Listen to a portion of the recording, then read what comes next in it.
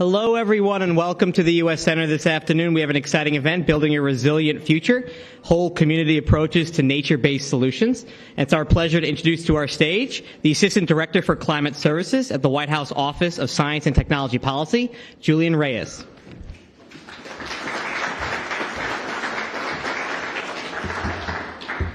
Thanks, Tom, and welcome again to our event. We are here today to reflect on the progress that has been made in addressing the joint crises of climate change and nature loss, and to raise global ambition for even more aggressive action. In particular, the Biden-Harris administration and many of our colleagues in national governments and non-governmental organizations around the world have recognized the critical role that investments in nature or nature-based solutions have to play in confronting the climate crisis and the need to rapidly scale up their adoption. As we were reminded in the recently released U.S. 5th National Climate Assessment, communities have climate-related needs that are increasingly touching every aspect of their lives. This means we need to keep driving for all of government efforts that tackle climate change and give communities the resources and support that they need to adapt and be resilient to conditions we face today and will face into the future. I want to briefly celebrate some of the progress the U.S. has made on addressing these needs through nature-based solutions, and then introduce our esteemed speakers for the discussion on the work still ahead. At last year's COP27, the U.S. made nature-based solutions an issue of national policy and released its first ever national strategy in the form of a national nature-based solutions roadmap. Over the past 12 months, the administration has worked hard to prioritize actions that protect, sustainably manage, or restore nature and provide benefits to communities. We are safeguarding the future of people who depend on and sustain the land as a way of life: indigenous peoples, farmers and ranchers, recreational businesses, and rural communities.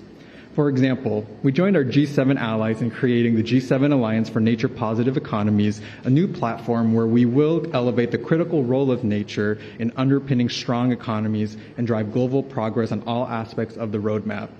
The administration made over $40 billion available to support nature-based solutions, including the Environmental Protection Agency's new $14 billion National Clean Investment Fund to deploy clean energy technologies and adaptation solutions for communities, including nature-based solutions for brownfield redevelopment, heat reduction, and other benefits.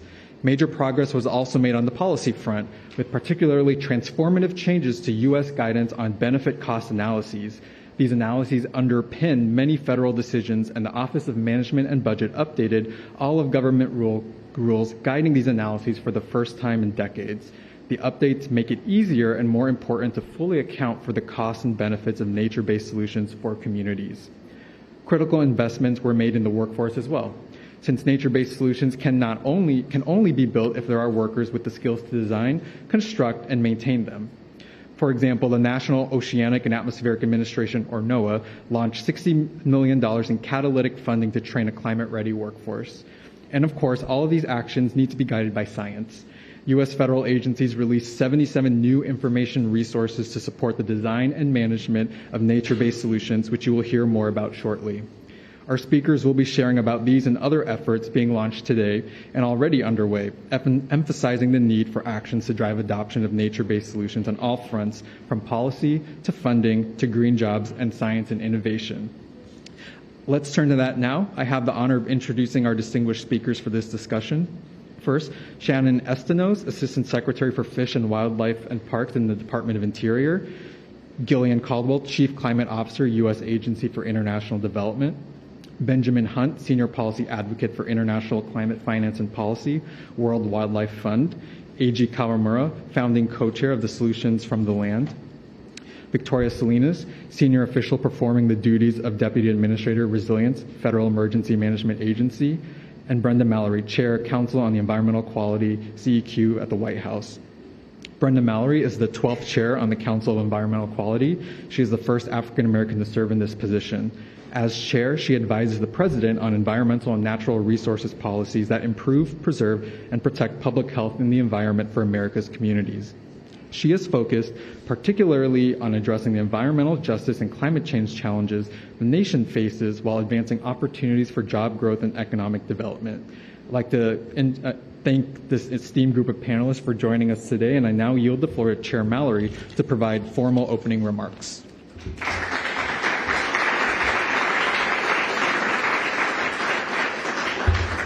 Hello, everyone. Thank you for that, Julian. That was a nice introduction. It's such a pleasure to be here on Nature Day. I'm sure that many of you out there are taking advantage of the wonderful programming that is focused in that area. It's a pleasure to join this event. I would say whether you are in Dubai or tuning in virtually, I want to thank you for coming together to discuss nature-based solutions. In a very real way, nature is part of the answer to so many of our climate challenges, that we face. Trees provide shade and cool buildings, capture carbon, and provide windbreaks for farms. Floodplains and wetlands store water and can reduce flooding. Mangroves and coastal habitats help to reduce coastal erosion and can, in many cases, reduce impacts of coastal storms. The Biden-Harris administration sees nature-based solutions as a critical tool to addressing the climate crisis. And just like renewable energy and electric vehicles, they need to be accelerated at this point. As we begin, I want to outline some of the ways the United States is moving nature-based solutions forward. Last year at COP27, we announced the Biden-Harris administration's nature-based solutions roadmap. This roadmap identifies ways the U.S. government can address policy hurdles, coordinate funding, lead by example, build a nature-skilled workforce, and make sure our science is meeting our needs for action on nature-based solutions. The United States is making progress on many of these fronts thanks to historic investments. President Biden's bipartisan infrastructure law and the Inflation Reduction Act, two critical U.S. legislative successes, invest billions in conservation and nature-based solutions to address the impacts of climate change, stem the loss of nature, and create a just future. In many ways, nature takes care of us. And I want to add that nature does so at a nominal cost. Yet we are seeing the escalating loss of nature as its cost to human health and the economy rise.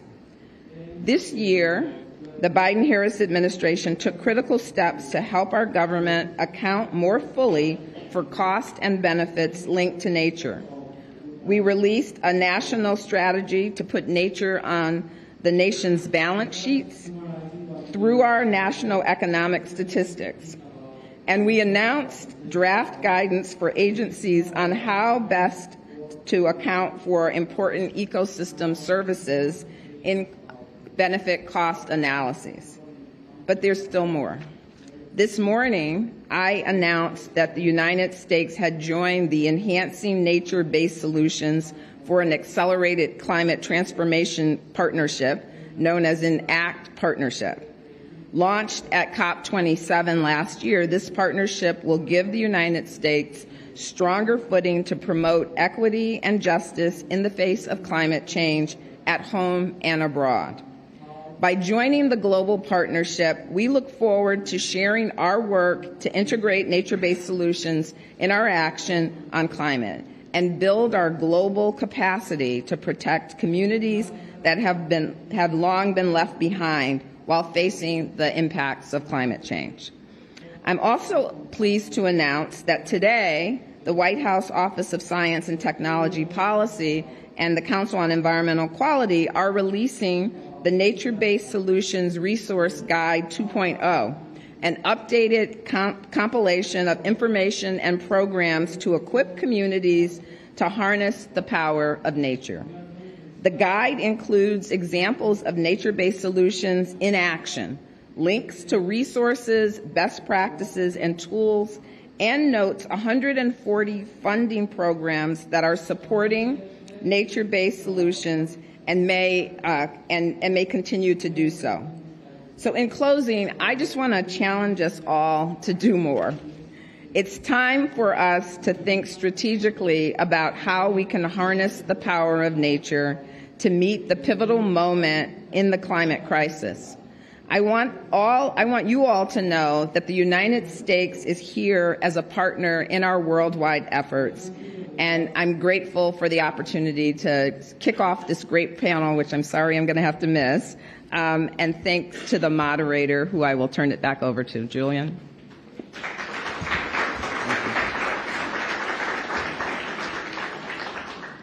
Thank you, Chair Mallory. Two things I wanted to note. Really exciting announcement on the updates to the resource guide, and also nature does take care of us, so we must also take care of nature. Really great. I would like to now invite all the panelists to join me on the stage. And you know which chair to sit in.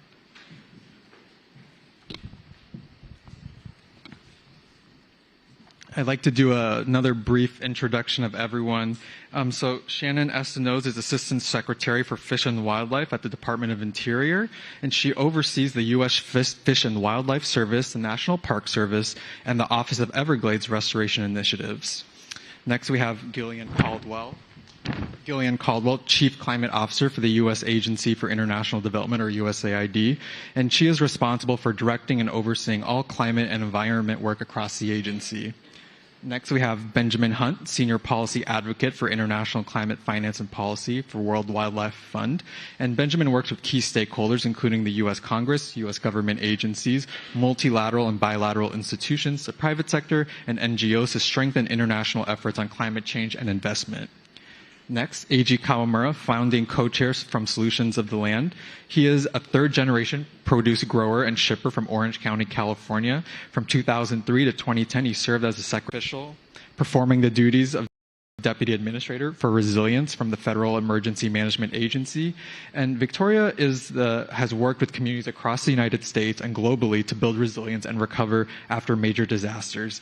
I'm going to read this part. She's also passionate about driving social impact centered in partnership and community resilience. Very important. And so with that, I'd like to move on to the rest of our panel and dive into our discussion. As we have heard, nature-based solutions are essential tools in the fight against climate change. In our discussion now, we'll learn from our speakers about how their organizations are developing policies and strategies that encourage communities to harness the power of nature to mitigate and adapt to climate impacts. We know that nature-based solutions can reduce climate risks in many ways. Forests, coastal marshes, grasslands, and other habitats can lock up greenhouse gases, helping us reach our global climate mitigation goals. These habitats, like coral reefs, coastal dunes, wetlands, and mangroves, act as natural barriers against these ecosystems that help protect vulnerable communities from the escalating threat of sea level rise and extreme weather events. As climate change intensifies droughts and floods, nature can play a critical role in regulating water resources. Forests and floodplains help control water flow, reduce the risk of flooding, and maintain clean water quality. In today's panel, we emphasize how these and other nature-based solutions can benefit communities. We take a whole community lens, meaning that we recognize the important role of all actors, including nonprofit organizations, businesses, faith-based and disability organizations, local, tribal, state, territorial, and federal governments, research and education organizations, and the public. So for my first question, if I can get the right page from my notes. We'll start with our first round of questions of approximately 3 minutes per speaker. I'd like to hear first from Assistant Secretary Estenos. A priority for the United States is to unlock the full potential of nature-based solutions in confronting the climate crisis. The Department of Interior has been a longtime leader in supporting nature-based solutions, from our national parks to co-management agreements with tribal nations and beyond. But there's more to do to ensure that DOI and other agencies are considering nature-based solutions at every turn. At COP26, Secretary of the Interior, Deb Haaland, highlighted indigenous-led and nature-based solutions to address the dual crises of climate change and impacts of biodiversity. Since the department has continued to work with U.S. indigenous communities on community-led climate adaptation and resilience and relocation assistance, and has released new policies to strengthen the department's ability to meet its mission. Can you talk more about how DOI is working to ensure that nature-based solutions is central in the department's efforts to combat the climate and biodiversity crises? I can. Thank you so much. I apologize for my bit of laryngitis. Hopefully this mic is helping a little bit. as both Chair Mallory mentioned, from day one, the administration has focused on nature-based solutions. I was with Secretary Haaland at COP26 in Glasgow, where she emphasized on behalf of Interior that this was going to be this strategy, this approach was going to be at the heart of Interior's work.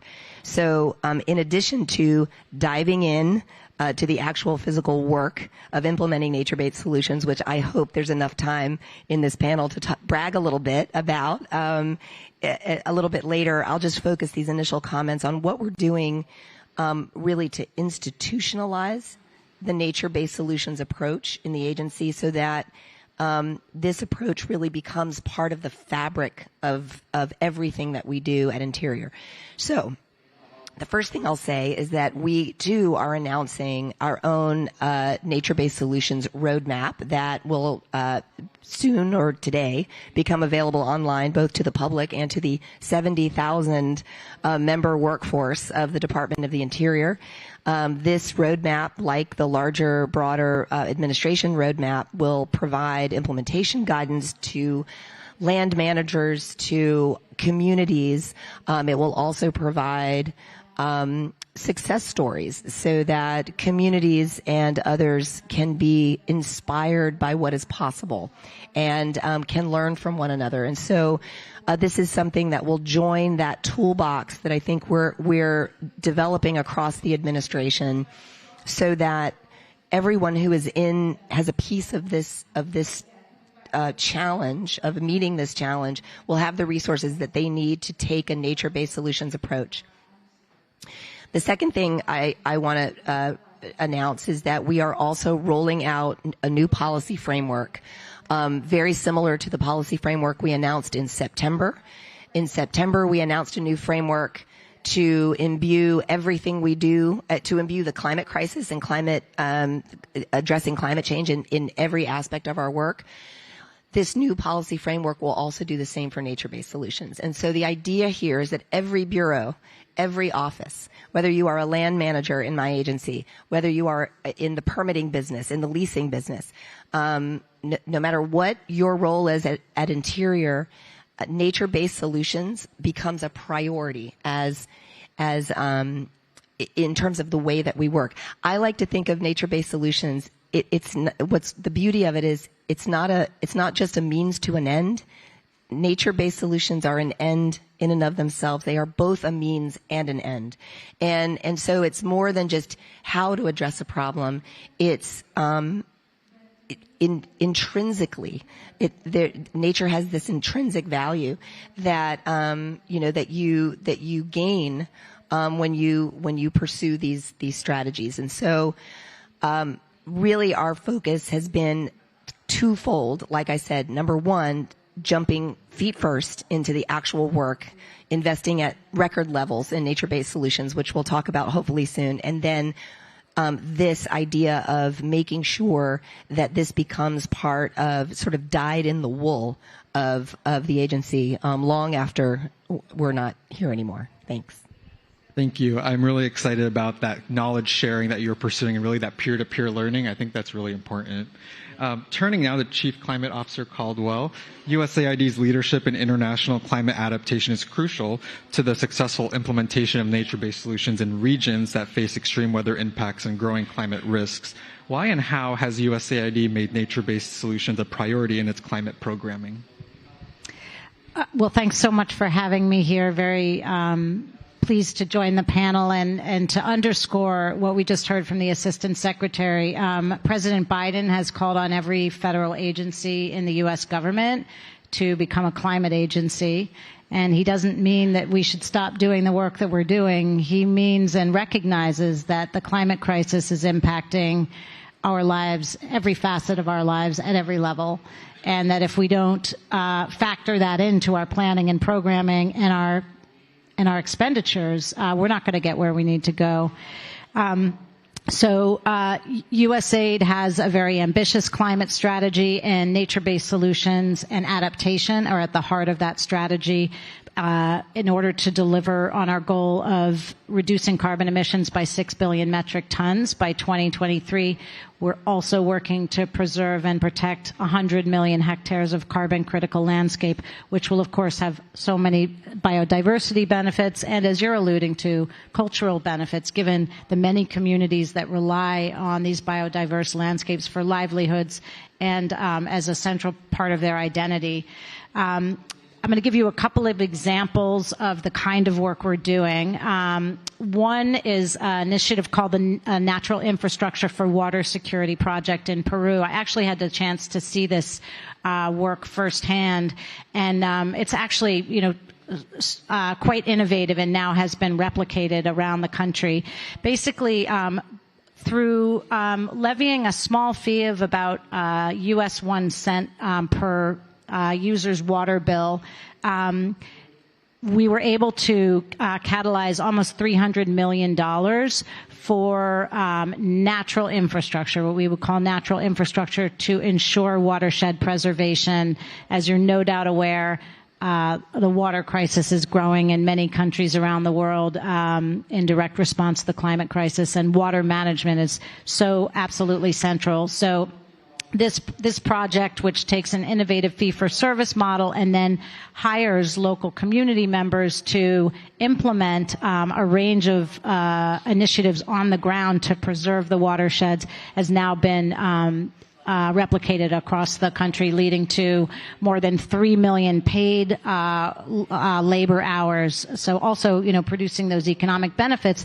And, of course, yielding both mitigation and adaptation benefits. I think too often we think about those two terrains in distinct categories, whereas very often if we do our programming right, we can have dual benefits. Also pleased to announce that USAID has a new initiative called Regenerative Agriculture for Conservation of the Amazon, or ARCA, in Brazil. And that's a forthcoming initiative that we will be launching in collaboration with the Center for International Forestry and the World Agroforestry, or C4.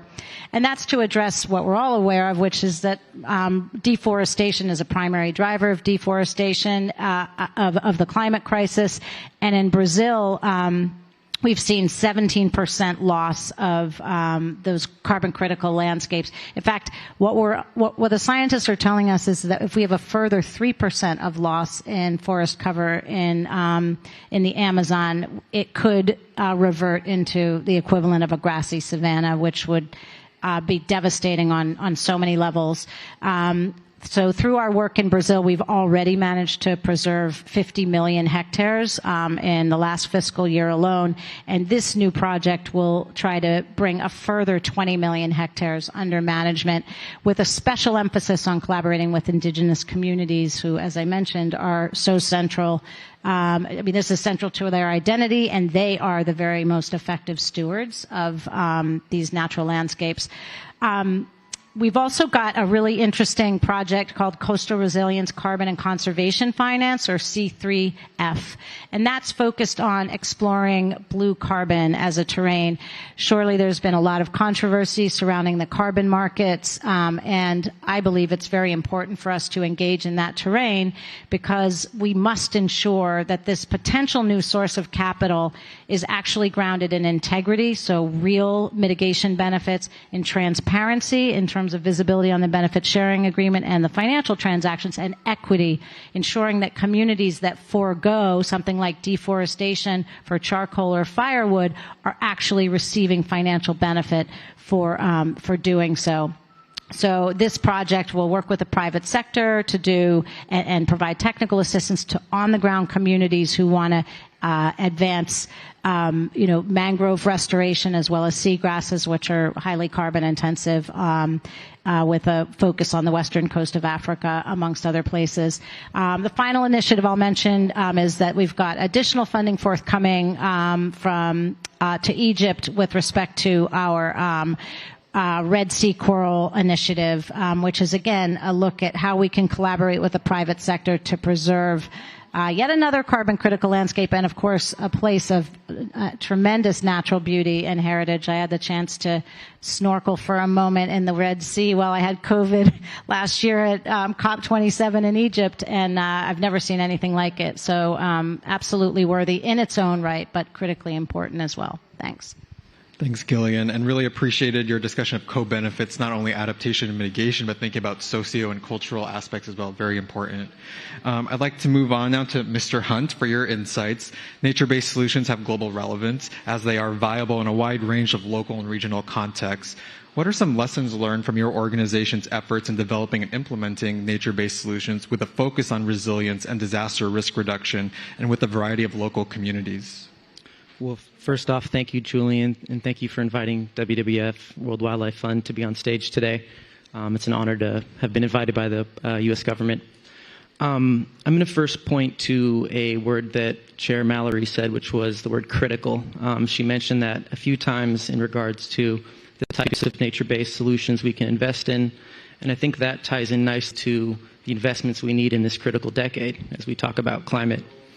I also think as it relates to the comments I'm going to make, it ties into ways we can reduce the criticality of risk and disaster in the response to disaster risk reduction.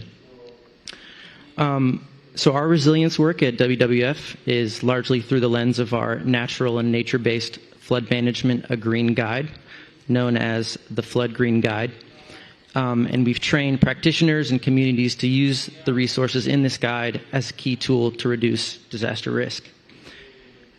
If you haven't heard of the PANDA or WWF, we work in over 100 countries to fight the twin crises of climate change and nature loss.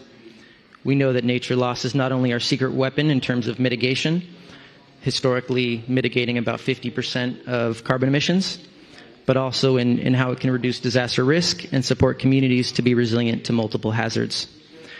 We can and should use nature as an asset in disaster risk reduction and response, and we've done that with our Flood Green Guide. My colleague who leads the Flood Green Guide, Anita Van Breda, our Senior Director for Environment and Disaster Resilience on our climate team, couldn't be here today, so I'm here as the less expert version of her. Together, we wanted to give credit to USAID and specifically the Bureau of Humanitarian Assistance for funding this vital work of Anita's for the last 10 years. What is the Flood Green Guide? Like any successful program, we first understood the need. It is a guidance document and training program that includes policy and practice for weaving nature's strengths into flood risk reduction. Traditional engineering and disaster planning has focused on hard infrastructure or gray infrastructure in lieu of soft or green infrastructure. We know we need both. But how we can use green infrastructure in areas where it can do or improve the job of disaster resilience, or how can we make hard infrastructure softer through nature-based principles? I encourage you to go to envirodm.org. That's Enviro, D as in Daniel, M as in Mallory.org to learn more about our technical aspects of the guide and take our training. Because you asked about communities, I have to mention the equally important training side. As Anita told me, disaster risk is everybody's responsibility, and we can only do that through training all aspects of society. We've been running a successful training program. Over 500 practitioners internationally have taken the training, including disaster managers, mayors, water professionals, engineers, and community-based organizations. Recently, we've launched the Flood Green Guide Youth Champions program with the goal of inspiring the next generation of leaders to become change agents in their communities. We launched in Sri Lanka recently with 9 young leaders from Africa, the Asia Pacific, Latin America, and the Caribbean. So lessons learned, which is what you asked. What we've learned is that guidance books and training programs are helpful, but we need demonstration projects and sites as well. And we've done that recently with support also from BHA at USAID for mangrove programs in Madagascar and Fiji, where we're working with this critical nature-based solution. Nature can also help break down artificial sector silos. The training programs have provided space for bridging sectors, environmental, humanitarian, and development, using NBS approaches, for example. Last, we are exploring the opportunity to apply what we've developed for the international community with local partners in the U.S. domestic space. Our tools and training on the Green Flood Guide have been used internationally, but what we've learned could be modified to work in the U.S., and Anita and I would welcome a conversation with FEMA and OSTP to figure out how we can make a domestically applicable version. So thank you very much.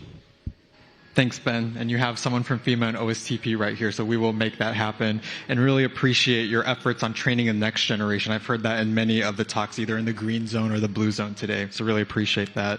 I'd like to next turn to Secretary Kawamura, although he told me to say AG, but I'll be formal on stage. Farmers, ranchers, and food producers are important stewards of our ecosystem, and they're on the front lines of climate change. They play an important role in developing and implementing environmental and agriculture nature-based solutions.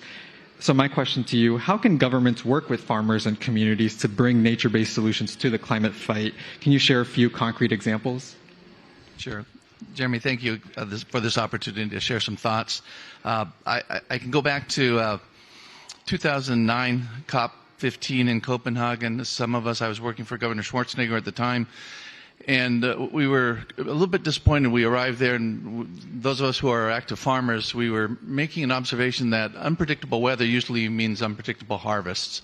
And yet at that COP, nobody was talking about the global food system. No one was talking about what happens if you have shifting climate regimes going on. And for all of us, we were a little concerned that that was not a part of the dialogue, not a part of the discussion. In fact, we were excluded from the discussion.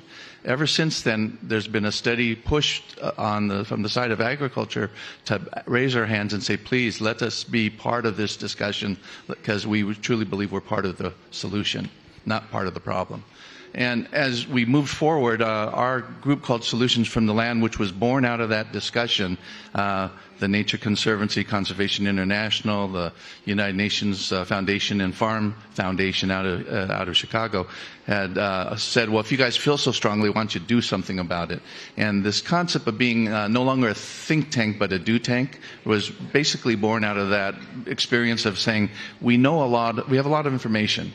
Why aren't we acting on that information that we have? We can't wait for these perfect plans to come along, but we need to start moving forward.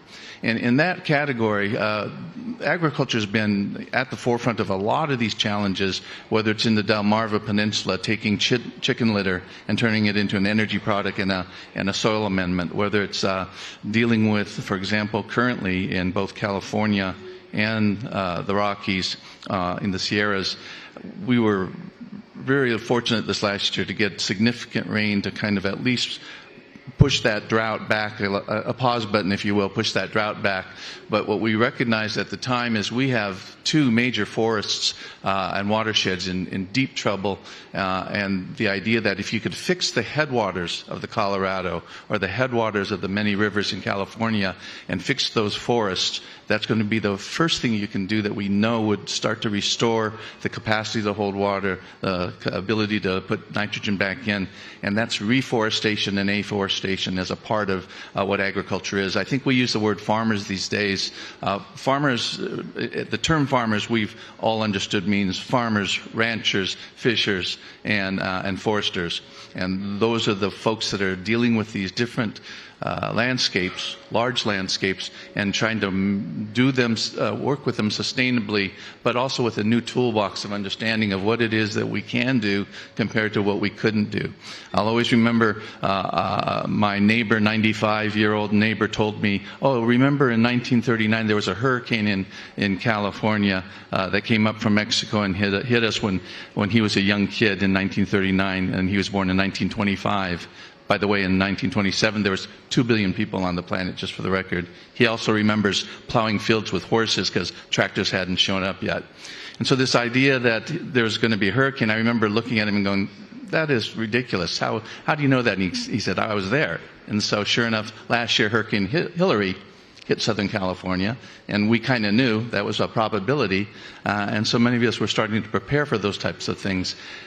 my point there is, in a 100-year span of time, we have announced that there's a concept called an agricultural renaissance taking place.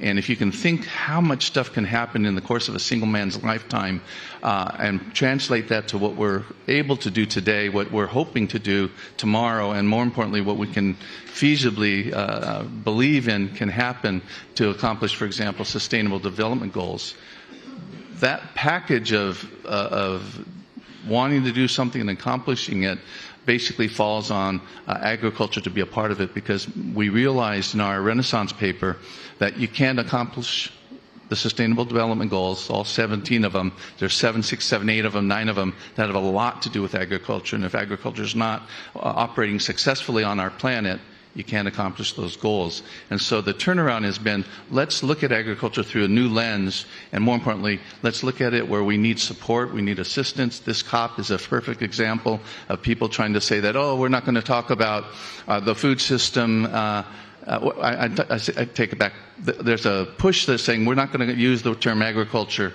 or farmers anymore. We're going to call it the food system and frontline actors in the food system. And many of us said, wait a minute, farmers are not actors. We're on a stage of humanity. Farmers are the builders of the stage that allows humanity to act out its tragedy, its dramas, hopefully its enlightenment as we look forward at what our existence is going to be about. And again, this ideally, I love the fact that we can have these dialogues in between buildings and make some sense out of the fact that we do have to make progress. So with that, thanks. It's an exciting time, but it is a challenging time as well. Thank you, Secretary Kawamura. Two things. You remind us that agriculture is both source and solution to the climate crisis, but also you've been centering people in the work. So let's not forget the word culture is in agriculture. So thank you. So last but not least, Ms. Salinas, FEMA has recognized the important role that nature can play in reducing flood risks to communities for many years. Several major programs like the Building Resilient Communities and Infrastructure Program and the Flood Mitigation Assistance Programs give communities paths to use federal funds to restore nature, reconnect floodplains, and take other actions that can reduce the intensifying risks of nature-based flooding. Yet many communities are still not familiar with nature-based solutions and may not include them in the solutions they put forward for funding.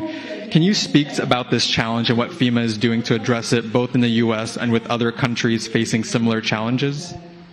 Yes, thank you so much. And I will try to speak up and project into the microphone. So FEMA's mission is to help people before, during, and after disasters. And for many people, when you think FEMA, that image of a storm coming in, putting the sandbags out, or the flood wall come to mind.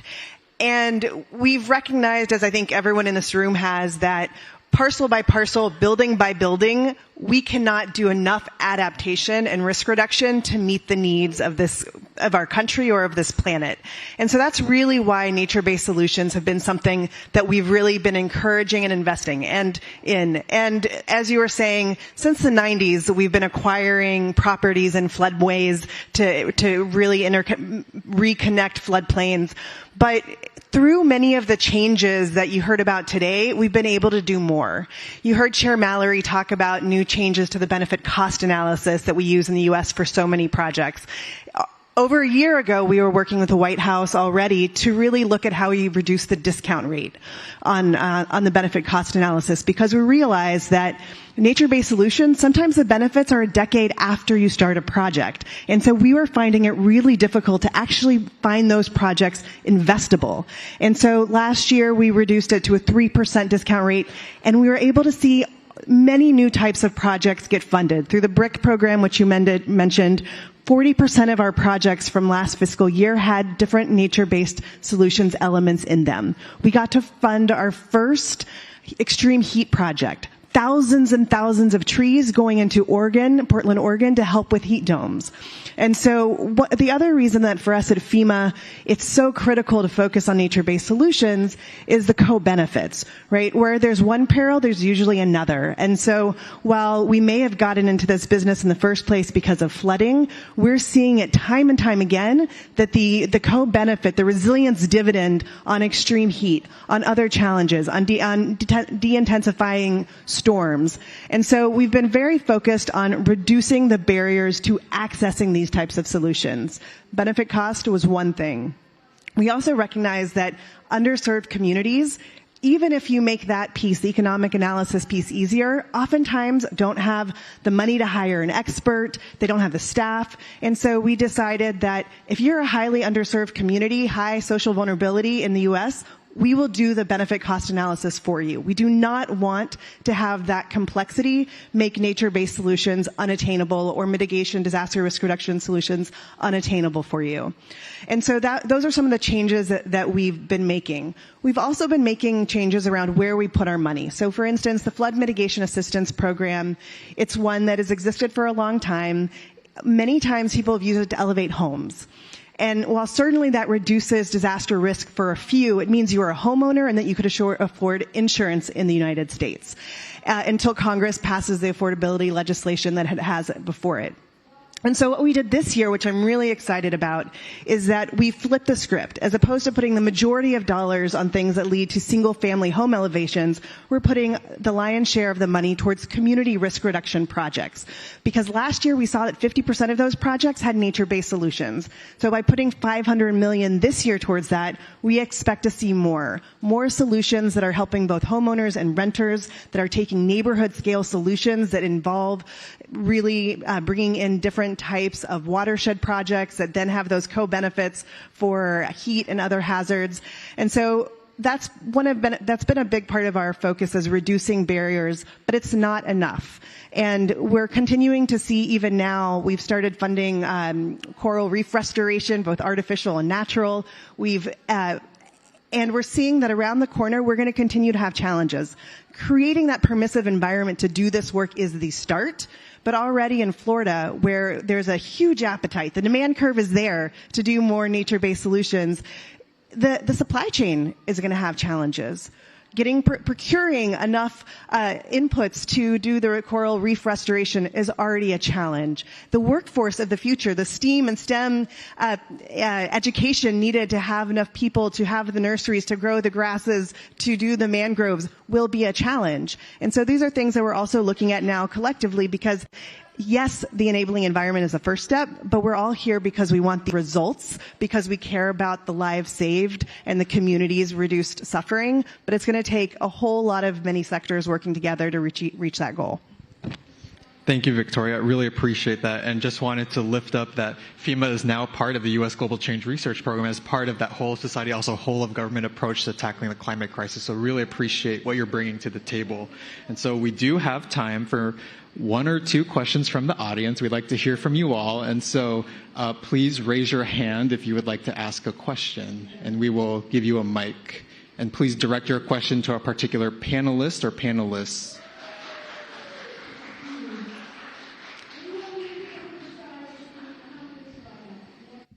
Hello, I'm Tim. I'm an American working for a Czech NGO living in Bosnia.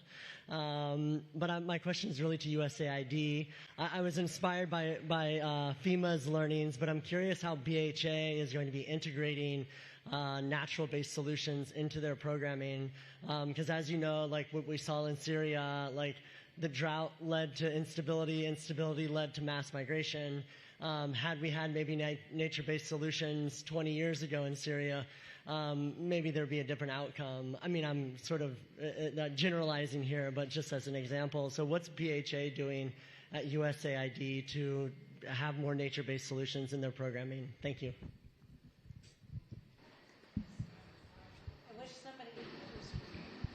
Hello? Okay. I wish somebody from the Bureau for Humanitarian Affairs was with us to answer that question, but from my observation, it hasn't been a focus thus far for BHA. BHA is, however, doing a lot to integrate climate considerations into their work, because for every $1 that you spend in anticipatory action, you save at least 4. And the humanitarian costs are just going up and up and up given the extreme weather events. So through BHA and our work more broadly, we have a heavy emphasis on early warning systems because even 24 hours notice can save lives and livelihoods. And also when it comes to agriculture, getting advanced meteorological insight from partners like NASA helps farmers better understand when to plant and when to harvest, and even what impacts the weather might have on prices in the market. So advanced warning systems are really critical. Another thing we're doing through BHA and across the agency is really trying to embed resilience and adaptation across the entire government portfolio. So the idea is not that it should be sequestered in a corner, but that there are adaptation and resilience dimensions to everything a government does across all of its budgetary decision making, as well as its programming. I'm just thinking out loud. I feel like because BHA is focused so much on that kind of emergency-oriented humanitarian relief, the nature-based solutions don't come as immediately to mind, and you've really got me thinking, so I'll have to talk more with them about this. But I know the other thing that they're really thinking about, both our global health and our BHA programs, is our do our part commitment, because USAID has committed to being net zero emissions by 2050. And one of the things we have to do, of course, is take a look at new ways to transport humanitarian relief. So they're moving from air freight to shipping freight. Of course, the U.S. government's involved in a grand shipping challenge to try to decarbonize the shipping industry. Also looking at lighter weight supplies that they can use to deliver and respond to the crisis. Trying to look at what we can do to reduce single-use plastics. If the plastics value chain was a country, it would be the world's 4th largest emitter. So anyway, I've said a lot, but not very much in response to your very precise question, because I'm not quite sure that that's happening, but I'm going to make sure I have a conversation with our Assistant Administrator, Sarah Charles, to see if I'm wrong about that. Thanks. Thank you. Liz Beardsley, U.S. Green Building Council. Great discussion. Thanks for being here. Wondering if there's any research or best practice or tool development going on to help quantify the greenhouse gas mitigation benefits of nature-based solutions, because I think that dual nexus really can help us get more out there.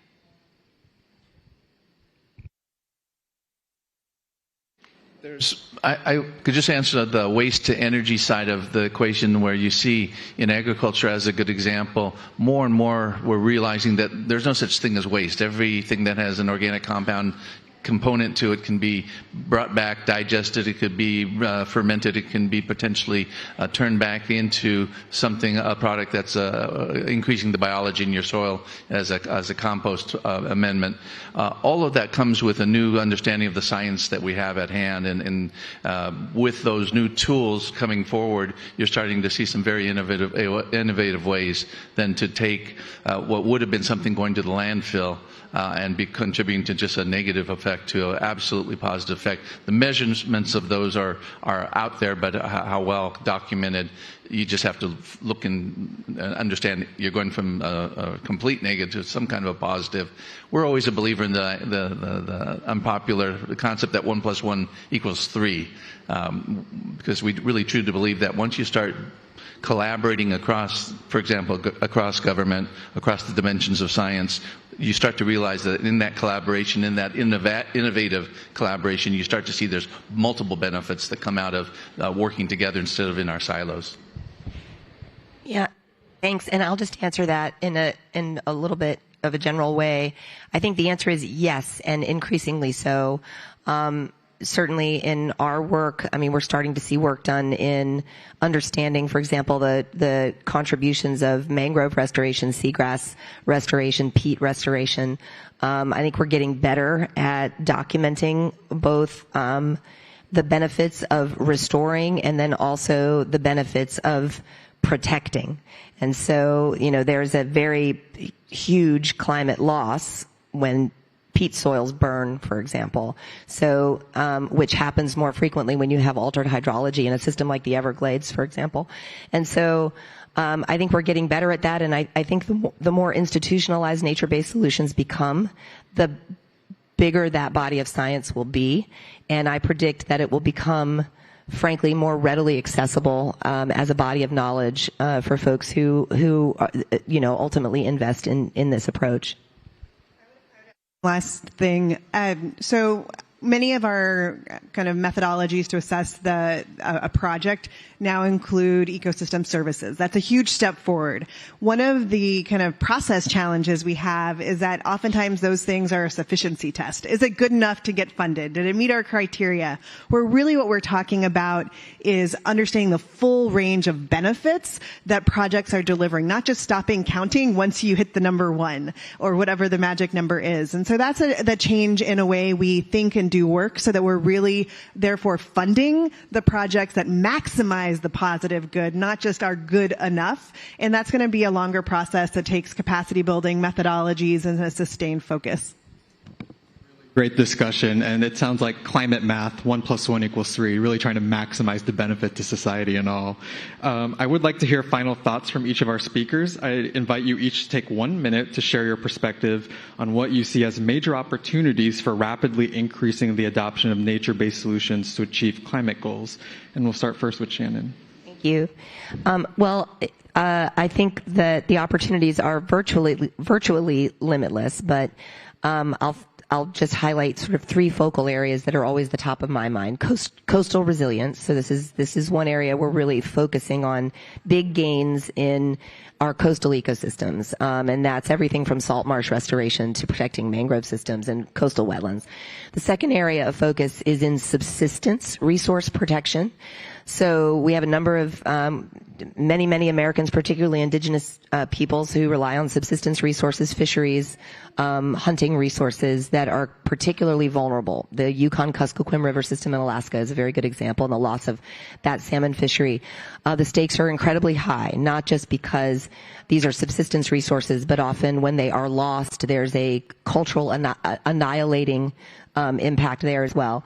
And then thirdly, ecosystem restoration, thinking at the watershed scale and ecosystem scale.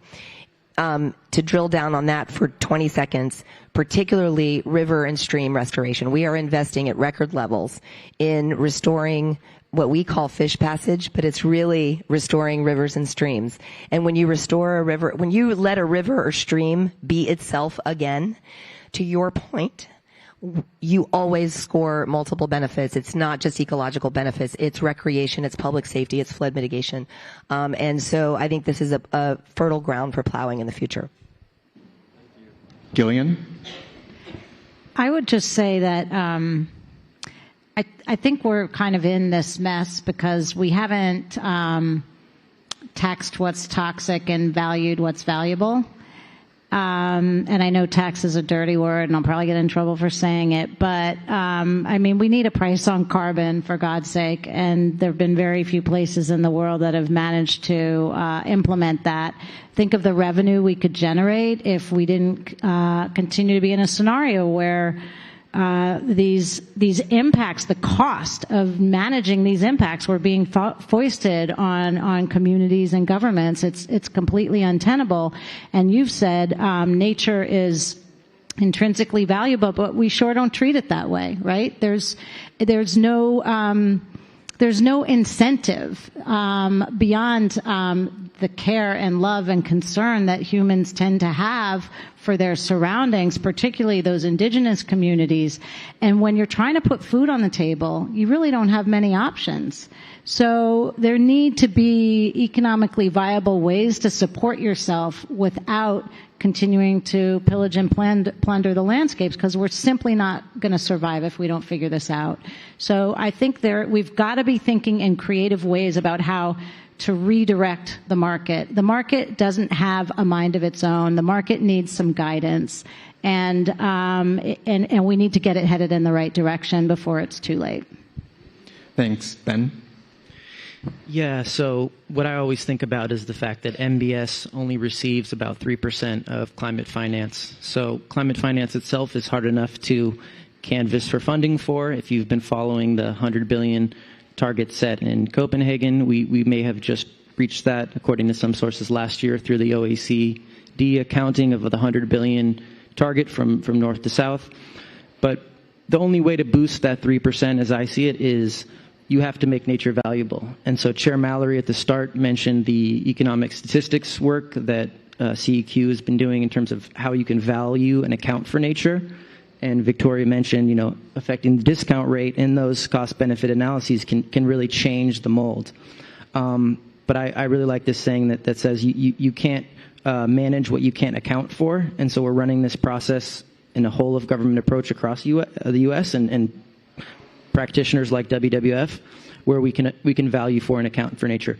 The other little super quick thing I'll say is that innovative, durable conservation work is super important, because when we conserve things like mangroves and other ecosystems, they do have resilience and adaptation benefits beyond mitigation. So one thing I'm really excited about is our Project Finance for Permanence model, our PFP work, where we can work with governments to boost their business as usual spending in conservation areas and expand their conservation areas with donors and governments to massively increase the amount they're spending on their conservation areas while setting up sustainable finance mechanisms like debt for nature swaps, like green bonds, like carbon taxes to expand new areas in a much improved way. Thanks. AG? This idea of being in an agricultural renaissance, it actually is a potential of a renaissance for humanity. We all, I think, can agree it'd be nice to leave behind so much of the 20th century and jump into this new century with a better idea of where we're going. And when you're talking about once you can measure in the business community and the agriculture community, the fear has always been if you can measure it, then you can quantify it. If you can quantify it, you can tax it. And if you can regulate it, and then you can penalize for it. And that has been an exercise that we've all experienced for many years, but now the idea that if you can measure it and quantify it, that you can be incentivized with it, that's the turn of thinking that is giving us a lot of hope. The USDA Climate Smart Agricultural Grants is a perfect example of starting to incentivize activities that are already proven to be successful on-site, on-farm, and start to incentivize that so the whole industry can follow suit and start to move in that direction. And as you see that transformation happening, I think we get tremendous excitement about what can take place when you start to target your dollars towards that transitional and transformational place. Victoria? All right, and our last minute together.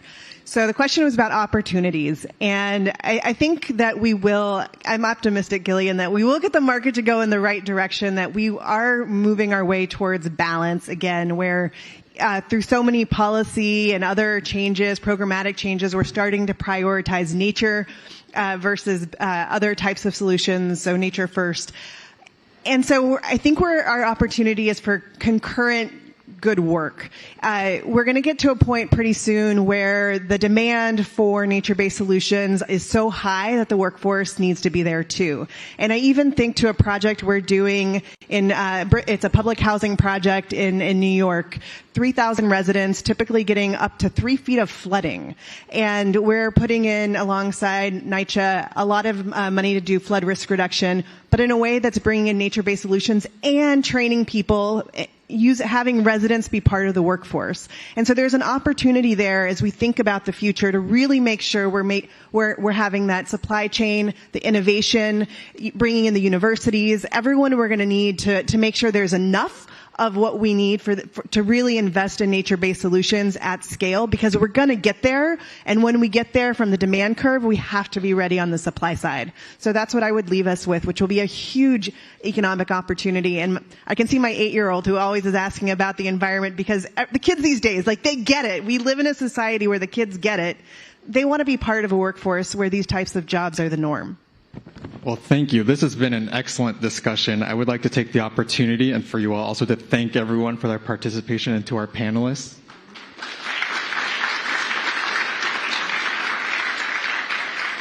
I think there is no question that nature and our whole community need to be core parts of addressing the joint crises of climate change and nature loss. I hope you leave today, as I do, feeling inspired by what is underway and motivated to do more. Thank you all. Good day.